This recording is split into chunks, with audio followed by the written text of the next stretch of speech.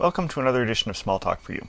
This morning I wanted to go through a little bit of Visual Assist Pro over here in VA Smalltalk. So what we're going to do is take a look at some of the things in here. In particular, I wanted to look at setup and settings today. So let's go into setup, and you can see there's basically a whole lot of settings in here of things you can have it do, whether you should be the super user, allow special features, whether to auto indent, this is in browsers in the editor, use color syntax, synchronize the browsers, which you probably want to do. A bunch of things. It's set up pretty much the way you want it to.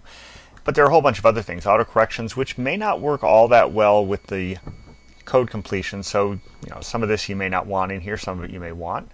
And you can go in here to code completion, code assist here, the version name template. This is something you may want to set up for a project. Most projects I've been associated with, there is a naming convention and a versioning convention.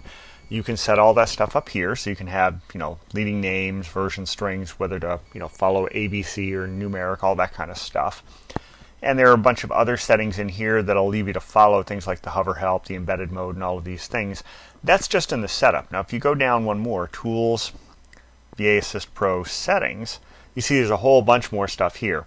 There's things here for enhanced list widgets, whether to use them, the color syntax, how to use that and whether to configure it, the spell checking, abbreviations, a whole bunch of things in here. So there's a bunch of stuff, and I'd invite you to go through this and test these out.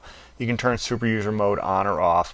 And what I wanted to go through today, one more thing here, is this supervisor mode down here, manage special users. This is an interesting thing. You can have any user be a super user more or less equivalent to the library supervisor if you want. So I've set up my own user here and I have library supervisor here. Since I'm using this mostly on a standalone basis, I don't worry too much about this, but on projects you might care.